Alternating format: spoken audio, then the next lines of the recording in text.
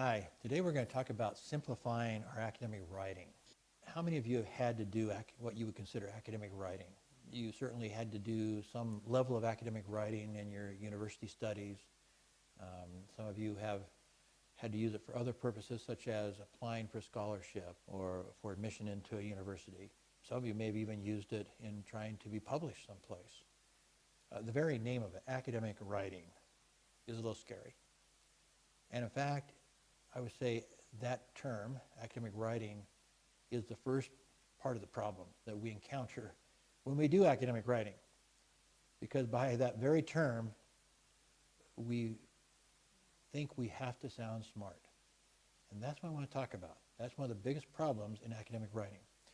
Let me read you a letter from the editor of a high-ranking journal in the field of journalism to the writer of an article submitted for publication. And it says, "Dear Mr. X, thank you for submitting your article, Frowns Greet New J-Grads in Magazine Job Market for Consideration in Journalism Educator. We have a stack of other articles submitted by professors from across the country. But yours is so interesting and well written that we plan to publish it in the very next edition and make it the lead article, the #1 article in the journal." How do you think the writer felt about that? How would you feel if somebody responded to something you wrote with those sorts of glowing terms? Let's read part of the actual article, and I'm going to show it on the displayed on the whiteboard. But as I read it, think about if it sounds a little different than some of the academic writing that you've read, the journal articles or whatever else you've read. If this sounds maybe a little bit different. Many magazine editors are not pleased with the quality of journalism graduates being sent out into the job market. Quote, "After years of experience hiring junior editors with degrees in journalism, I have concluded that we're better off taking English majors. And I know several colleagues who share this attitude," said the editor of Boating Magazine, Richard L. Rath. "Unhappily, a degree does not guarantee that the recipient understands even the most basic grammar and punctuation." The journal article goes on and says, "Indeed, 57% of the magazine editors recently surveyed agreed that journalism graduates are poorly prepared or not prepared at all to handle magazine editorial positions. And that opinion was shared by small and large publications alike. The editor of Good Housekeeping, John Mack Carter, said the only way he would hire a recent college journalism graduate would be if the individual were, quote, the offspring of my company president." Thinking about how it was written, what do you see different about this? Why do you think the journal editor was so excited about this article?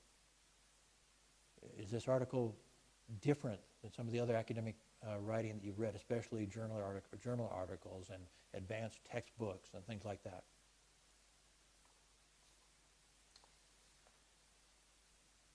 Would it surprise you to know that the writer of this article was not a professor? He was a first semester master's student. He was co-authoring it with a professor, but the professor provided the idea and he gave it to the grad student, and the grad student was actually a professional journalist. He had been in the journalism field for about 5 years. But he had, like I say, only been in the grad program for a couple of months. And so he was responsible for taking the professor's idea, preparing the questionnaire, developing a database to send it out to. When he received the questionnaires back, he had to analyze the data and then write it. And indeed, the professor only changed a few words and they submitted it.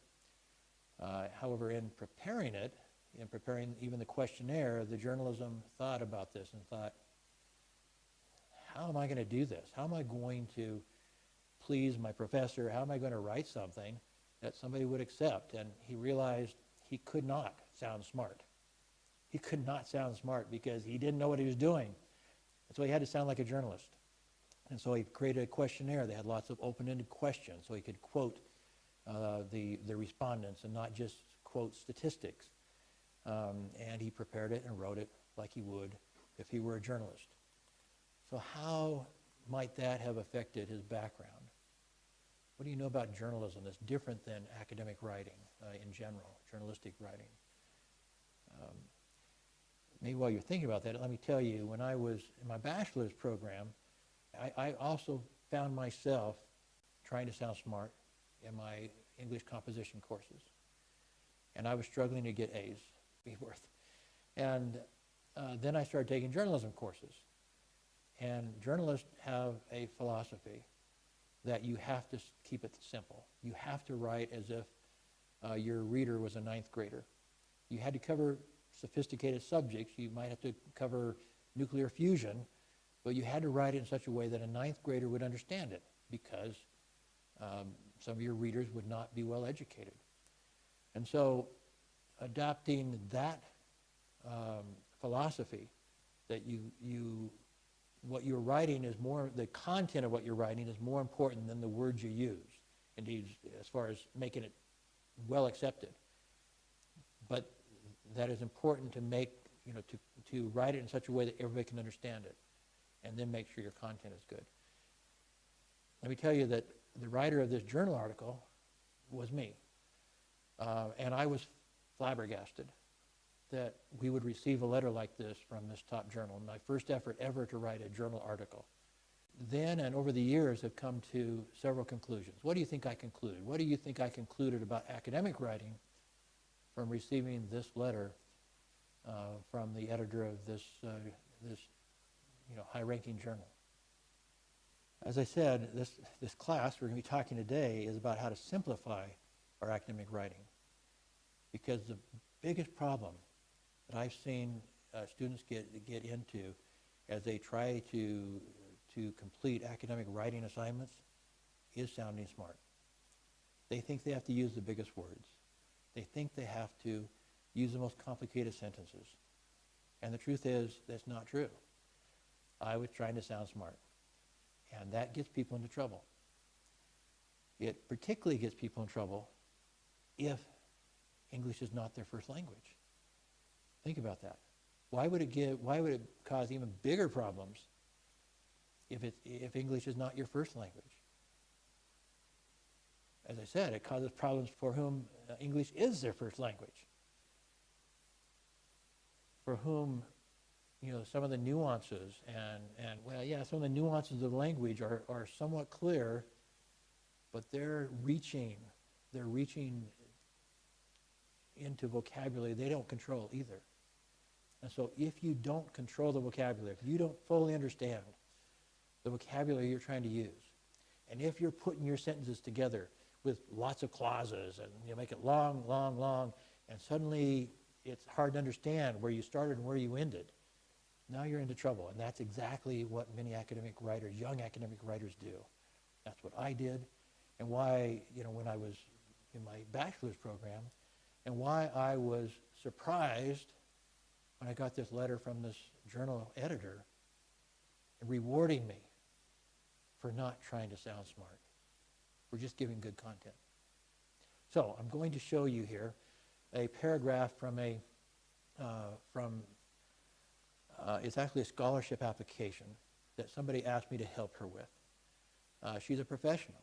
She's not a student. She's a professional, but English is her second language, and she asked for my help. So I'm going to show you this first paragraph of her little composition of her application. She wants to get into a program that helps her to become a better translator and interpreter, and to also learn some technology. So that's the program she's trying to get into, and she wants to express her feelings well, and she asked for my help. So we'll look at her first paragraph, and then we'll look at how I suggested she change that paragraph. I want you to compare those two paragraphs and tell me what's the difference, and why do you think I made those changes.